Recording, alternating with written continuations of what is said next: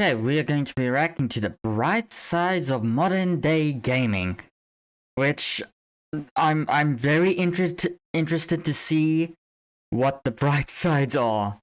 Granted, better graphics, some games have really good gameplay, but on the other hand, microtransactions, very expensive games that are very bad, like Battlefield 2042, Cyberpunk 2077, and the list continues.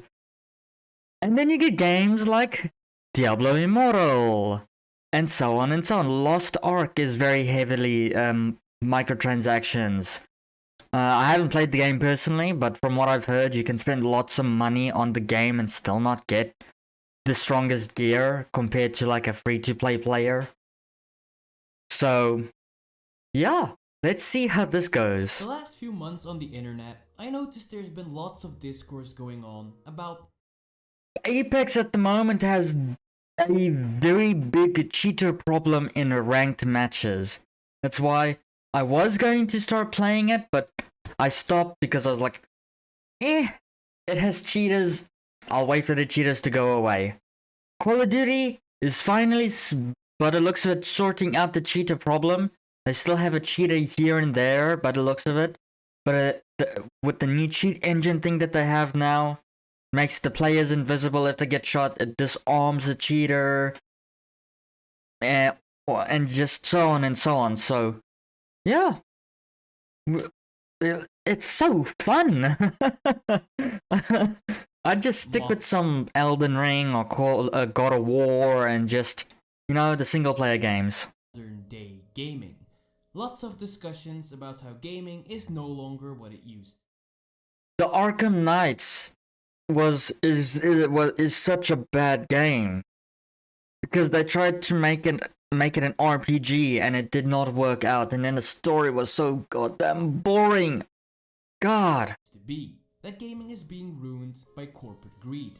And yes, there's lots of truth in those discussions. Monetization being prioritized over fun gameplay is definitely not a lie. Not even full price single player games are saved from the flood of corporate greed. No, it is not. Especially when it comes to Ubisoft. Yeah, Elden Ring is not like that. Nightmare. Yet most of these discussions seem to be one-sided, purely talking about how gaming evolved in a negative direction while ignoring the many different aspects where it has actually evolved in a positive way. I get it. I guess that is true. Complaining about something is way more fun. But it is. Sometimes the good aspects also deserve to be Hello, praised. Vampire Survivor. So because of that, I'll be reaching out to my bloomer side instead of my doomer one for once, and I will be presenting the 4 bright sides to modern day gaming. Okay.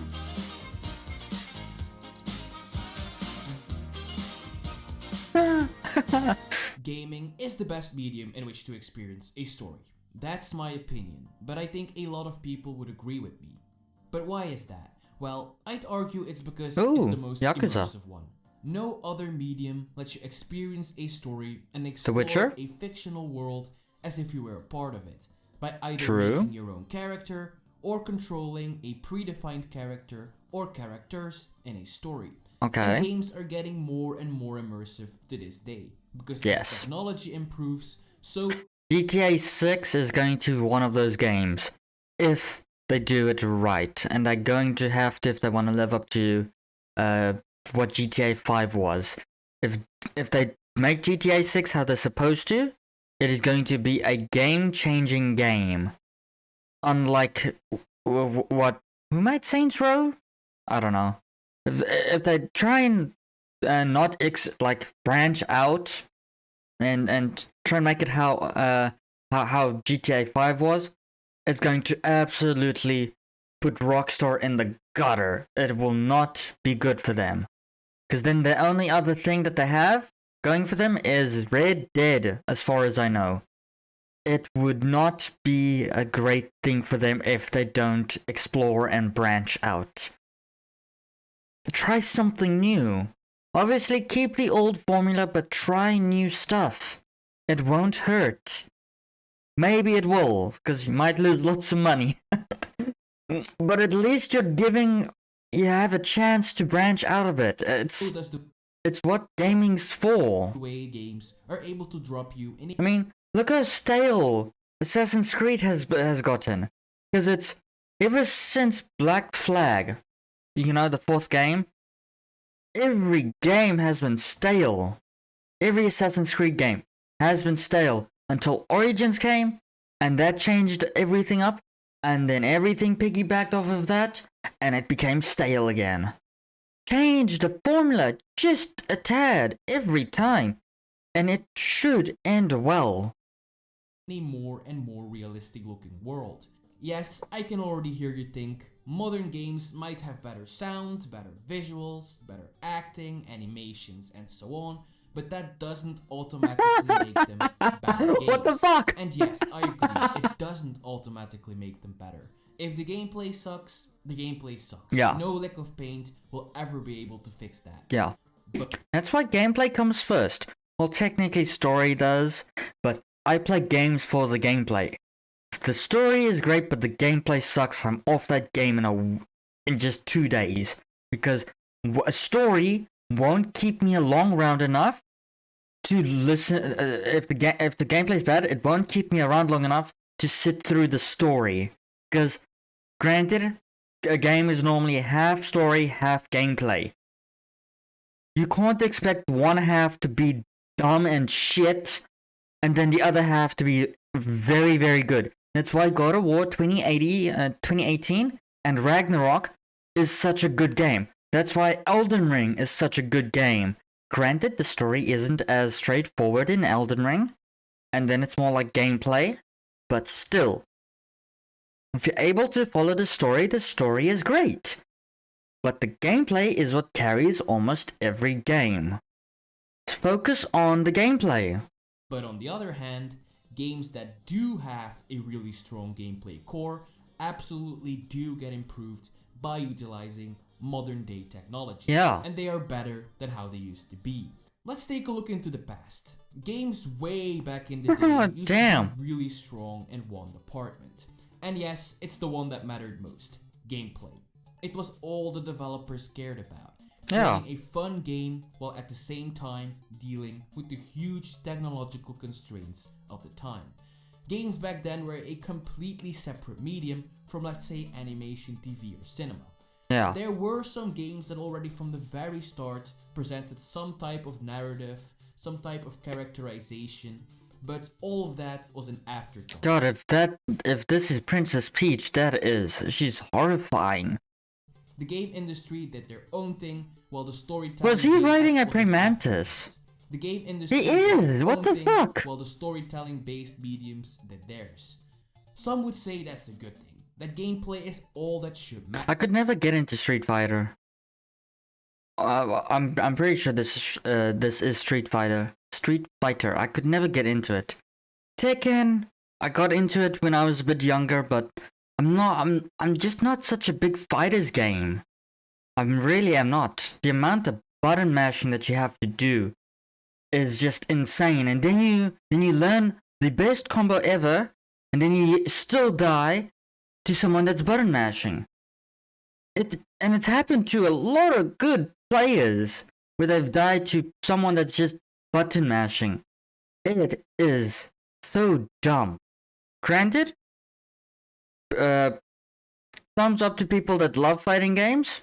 They're really talented, especially when you pull off that triangle, triangle, triangle, square, square, square, square, X, X, X, X, R1, R1, R2, R2.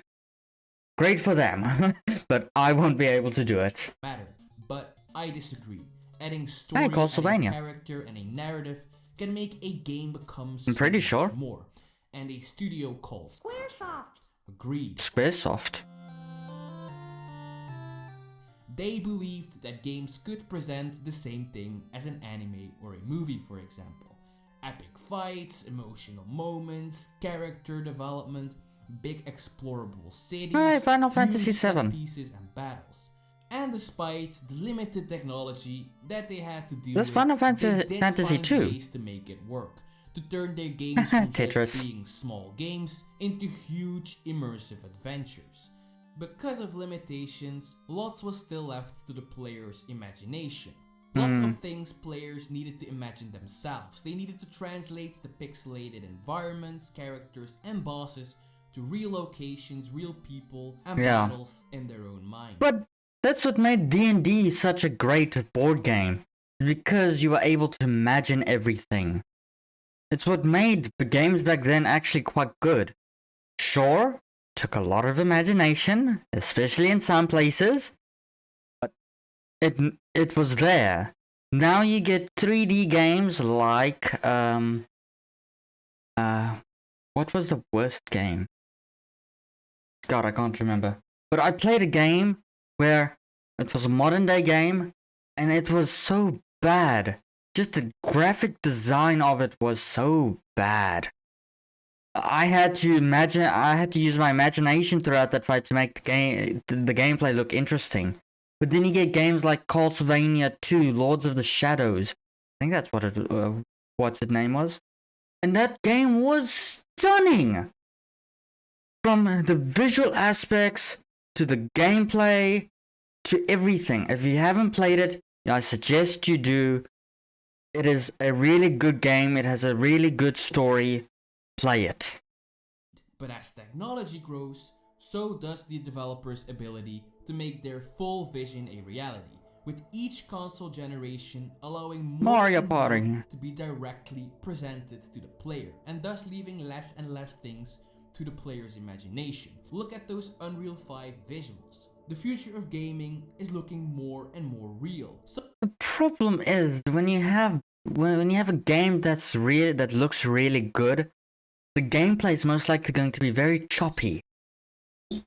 I'm just saying. in short, the growth of technology and the way AAA developers are able to fully utilize that technology to make games more real and immersive is definitely one positive evolution, and it will only keep evolving from here into the future. The bright side of modern day gaming.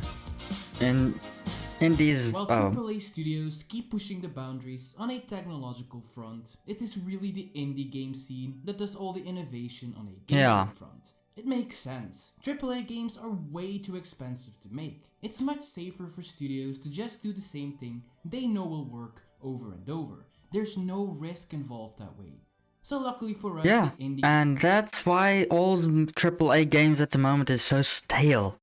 Except for when you get the single player games from like God of War, Red Dead, hopefully GTA 6, and so on and so on. Assassin's Creed is basically dead in the water. Granted, there's still lots of people wanting to play Valhalla, but if the new Assassin's Creed game is bad, I'm pretty sure Assassin's Creed is dead in the water until they're able to change the game completely. I'm just saying. Game scene exists, and oh boy has it grown so much from how it used to be. With free-to-use engines, and it's a good thing, like Unity and Unreal, and the internet being filled with tutorials and guides, pretty much anyone can make a game these days. And it shows, cause hundreds upon hundreds of new indie games are released every single day. Yeah. So unlike AAA companies, indie studios are pretty much forced to innovate and invent new exciting gameplay, otherwise there is no way for their game to stand out above all the rest. In this battle royale of indie titles happening every single day, only the truly innovative and fun games eliminated. survive, which results in not only more fun games for us to play, but also results in AAA companies taking notes about what works in the indie scene and then taking it to the AAA what scene game is to this? continue working on the concepts with higher budgets. An example for this, and Fortnite. pretty much the one that took the game industry by storm the most, is the Battle Royale genre, which was actually invented by one creative gamer with the alias of PlayerUnknown. He first created Battle Royale modes as mods for DayZ and Arma 3, and continued to work as a consultant on the popular H1Z1 Battle Royale mode. Okay. After that, he started working at an indie studio called Bluehole, and created a standalone game that would completely represent his vision with PlayerUnknown Battlegrounds, the very first full release battle royale game. Soon after its enormous success, Apex, Call of Duty, Warzone, Fortnite. Made an insane amount of money off the back of this one very creative mod maker. Aside from that, the ever-increasing indie scene is also known to have saved tons. Imagine if you had like an FPS, like a battle royale game, but sit in the Doom like franchise. That would be really, really good. Being able to use all of the guns throughout all of the Doom games, and just finding all of these like mods like from Apex, like sights, barrels that change the gun completely, bigger ammo, like an attachment that makes like a pistol into a nuke launching gun from like Fallout, you know? I wonder how that would be. I think it would be really, really good. And then halfway through, there could be like an instance boss fight where you fight like one of the bigger, or well, one of the like final bosses from the Doom games. And you know, that sounds like it would be really, really good. Of old genres from the past, like Metroidvanias for example, and boy are they better than they have ever been. Yeah. And how can we forget about survival horror? I hate them. How the indie scene pretty much carried this genre on its back for years after AAA studios completely gave up on them in the PS3, Xbox 360 era. Yeah. Resident Evil really took a massive right turn when it came down to horror aspect. It went more from horror to action really, really fast. And then you got back to like Resident Evil 7, where I think it was 7, right? When it went first person, where a horror aspect came back into play, but it still had lots of action like in the other Resident Evils. And then Resident Evil Village came out, and that was a massive game changer. Well, as far as I know. Because story-wise, gameplay-wise, horror-wise, game was really, really scary when you played it through the first time. And with limited ammo and shit, I hate playing games with limited ammo. So in short, indies absolutely made a positive impact on the gaming scene as a whole, and will continue to do so into the future as technology becomes even more accessible. I can't wait to see what creative experiences devs from all over the world will be able to come up with. So what part is this? AAA single player. Rockstar Games. Everyone knows them. They are one of the most acclaimed developers in the AAA gaming space, and oh boy do they swim in cash. Until Cyberpunk failed. Grand Theft Auto Online still milks the shit out of its player base every single day. That it does. Rockstar potentially millions of dollars a month, with the game being an absolute pay-to-win mess. Yet despite all that, Rockstar Games still has its reputation as being a legendary studio. While EA, Ubisoft, and Blizzard, for example, they've fallen off. Absolutely been dragged. I believe that Diablo 4 is actually doing quite well, isn't it? Through the mud by the general public for monetizing all their games so heavily. But what is it that Rockstar has that the other studios don't have? Well, I'd argue it's Red Dead Redemption 2. This game released in 2018 and was praised by the gaming public as an absolute masterpiece, winning tons But isn't GTA 5 the same? That came out in 2013. And it still looks somewhat a hell of a lot better than most other games. Awards. And it's like the graphics still stands up to today. I mean, if you enter Los Santos for like the first time, and it's your first time like playing GTA, obviously compared to other games like that has come out now, like God of War Ragnarok, the graphics will look a bit like of a downgrade, but overall it will still look like a stunning game. And that game came out, what's it like now, 10 years ago? Single player component, not a single microtransaction is to be found. no early access bullshit, no paid cosmetics, no cutting it up in parts and selling stuff later. It's just a good old single player experience you pay full price for, and in return, you get the full game. I didn't pay full price. I got it for like a discount, 300 rand. I think that equates to like $30, I think. Game with nothing held back from you. So Rockstar seems to have a really great approach to its business. On one hand, Grand Theft Auto Online still keeps pumping money for them as a live service, and on the other hand, the variety gamer audience was made happy with a high quality AAA single player game, one they'll remember for years. And I heavily believe this might become a popular approach in the gaming industry. One thing we have to accept: every major publisher, and I say every single one of them, will keep trying to get a fully monetized live service of the ground. Capcom will try to get a successful Resident Evil multiplayer game off the ground. It would be bad. Nobody really caring. Square Enix will want to go even further and get an NFT live service of the ground. Good luck to them. Blizzard, well, will just keep being Blizzard. Yeah. And even PlayStation Studios, known for their high quality. I hope that they don't lock any new character in Diablo 4 behind a paywall, like they did with the Necromancer and Crusader in Diablo 3. It was so dumb. And you paid a shit ton of money just to unlock that character. Single player games has announced that every major one of their first party studios has at least one multiplayer title in development. Despite all that looking really terrifying, single player. Imagine how Yakuza would be in a multiplayer setting. I think that would actually be quite cool. Audiences don't have anything to fear because of one simple reason: live services are risky as hell. If they succeed, they will make more money than anything else in the world. Yep. But if they fail hard. And oh, why don't they just make like good AAA games and then try and branch that off into mobile games, and then they can get the money from that? Well, and then spending all of that money, or banking most of that money, then spending the rest of it on good games.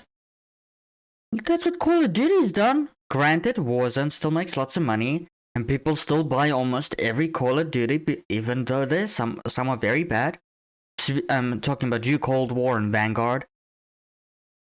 Those two Call of Duties were so bad, and yet thousands, hundreds of thousands of people still bought the game. Why? Because it's a new Call of Duty. Oh, what's going to be the difference? The multiplayer is the same on all Call of Duties.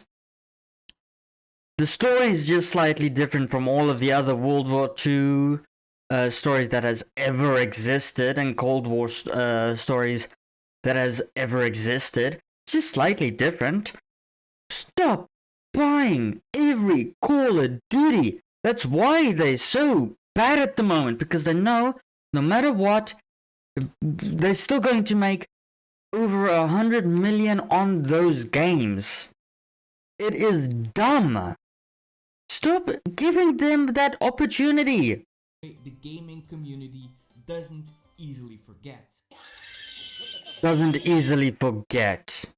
I just spoke about how people buy Call of Duty games even though they are bad. Yeah, Babylon was not good. Marvels was not good.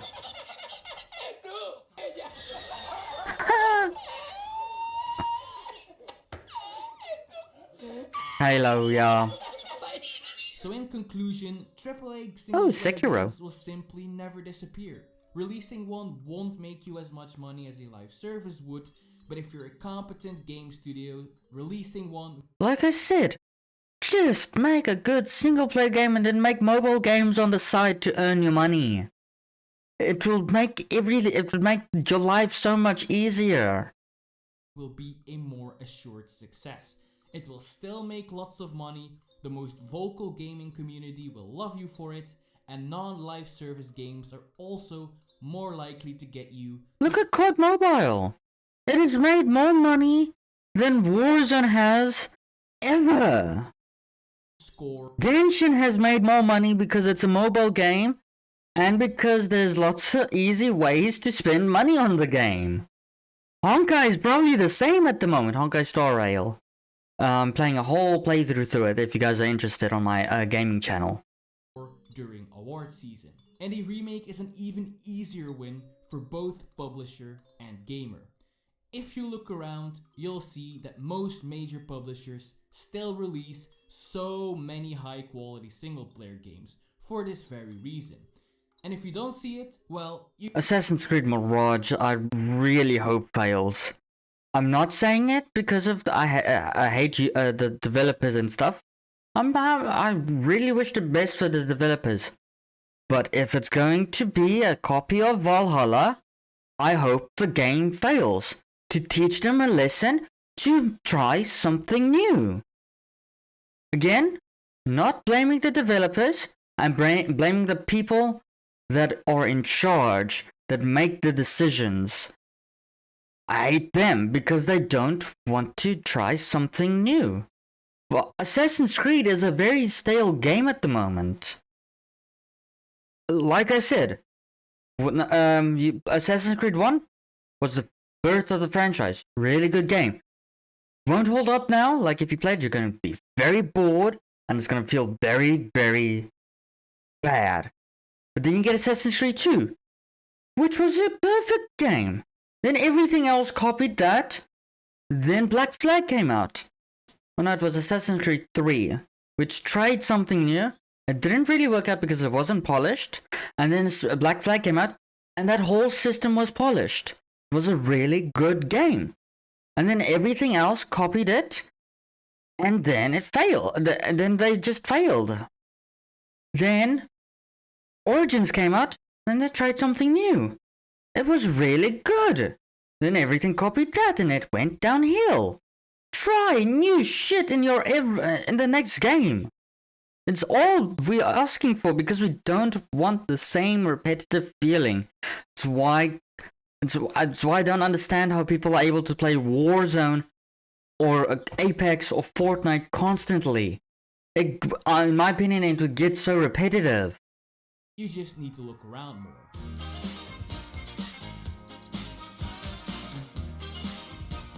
They're a good live service game. On a shorter topic, but a fundamental truth that lots of gamers Hey, Final Fantasy seem to XIV. ignore.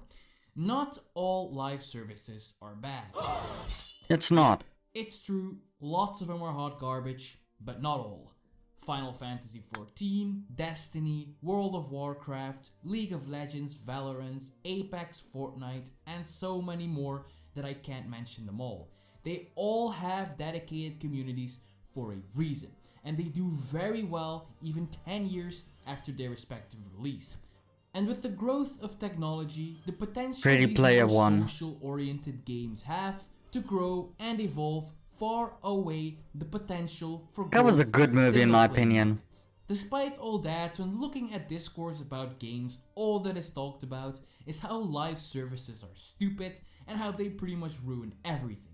And that's because, of course, the angry mob of single-player variety gamers is far more vocal in that field than the people. Like, I have no problem with live service games. I really don't. But at the same time, I just feel like they're boring. Because after a while, after 5 months, maybe, could be less, I feel like that's going to get boring. Like, I really don't understand how people are able to play Warzone for years.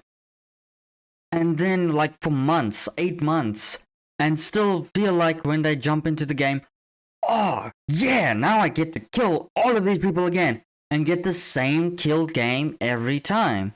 How is that fun? Really don't understand.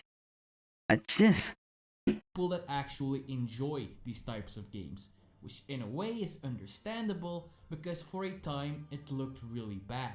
It looked like the entire gaming industry was about to shift more towards multiplayer and leave single player in the dust. But like discussed earlier, when you look that will never happen. There will always be single player games. you can say what you want, there will always be single player games because someone always wants to make their unique world come to life. Around 2023 is filled to the brim with awesome And stuff. Final Fantasy 16, I believe, is going to be one of those games. Single player games. So all I'm trying to say is it's clear the industry will keep providing both types of games. So there's The no hell was need that? to shit on every single live service that comes out anymore. Not dismiss one immediately just because it has that live service label. If you do that, well, maybe you might miss out on some genuinely fun game experiences that are also just fun for a variety gamer to play for a month and then move on from. Yeah, final part, I think. Yeah. Conclusion. So in conclusion, when looking at AAA gaming, we all like to imagine a really bleak future, but it could be a lot brighter than we think. And like presented, in some regards, it's actually evolving in a positive direction. So on that note, if you enjoyed this video, please leave a like and subscribe. Is that Titanfall? It's a YouTube channel that just Oh no, that's probably content. War It Machine. is heavily appreciated. That What mobile direction game. do you think video games are headed in? Leave a comment down below. I'm interested to see other people's opinions on this topic. Well, I've made my opinion very clear. I don't mind like live service games because obviously they have to make a way to make money. Most of the time, they are really good for like a couple of months. Fortnite, Warzone, Apex, and so on and so on. The list continues. They are really fun, but because they don't change up the formula, because they can't, they really cannot. Because if they take, let's for instance, they take Fortnite and make it as like a first-person shooter for the rest of Fortnite. Fortnite is dead in the water because you can't make builds in single-player mode, in first-person mode, that easily. Pretty sure there's a couple of skilled players that probably could do it. Pretty sure if everyone puts their mind to it, everyone else can do it. But it's going to be difficult. That's why Fortnite is in third person. If they take Call of Duty and make it completely in third person, pretty sure most of the players are going to be very furious with it. But again, you can't really change that formula a lot. But at least you can still make the game interesting. Add new weapons more frequently. Change the map more often. Granted, Fortnite is doing a very good job with that. Apex has rotating maps. Warzone, on the other hand, has 2 maps. Al-Mazrah? Al-Mazrah? Whatever. And the island. You have to change it up. It gets stale. Really?